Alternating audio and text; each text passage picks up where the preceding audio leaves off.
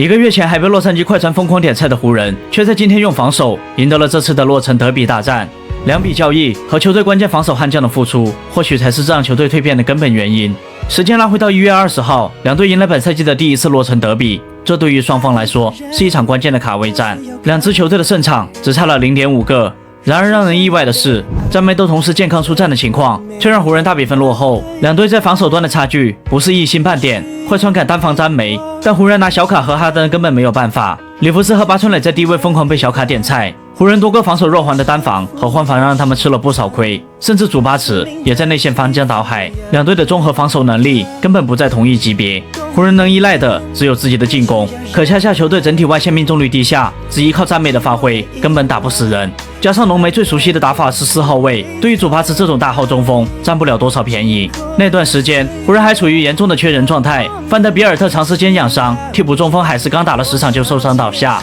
复出第1场又再次受伤，而克里斯蒂和文森特迟迟没有外线的准心。40岁的詹姆斯既当爹又当妈，加上各种 buff 叠加，詹姆斯也没有更多的体力去操持，于是就会出现詹姆斯在场时各种失误，防守端协防不到位。湖人百回合失分高达 118.2， 这一数据排在全队倒数第2位。之后佩林卡选择交易掉了拉塞尔，换来芬尼史密斯，一个可3可 D 还可以轮转多个位置的防守人。电风扇的加入让球队防守立竿见影，从他的湖人生涯首秀算起，湖人百回合失分降到了 110.3， 同期联盟排名第5，仅次于雷霆、凯尔特人、活塞和快船。更重要的是，队内另一位锋线大闸范德比尔特终于迎来复出，彪哥带给球队的贡献是数据完全体现不出来的。他防守的基本都是队内最厉害的持球手，防得约基奇发脾气，欧文森气推人，爱德华兹想干架，哈登两眼无神。本场比赛的洛城德比大战就是最好例子。彪哥先是在高位时贴防哈登，哈登2次快速运球后的回拉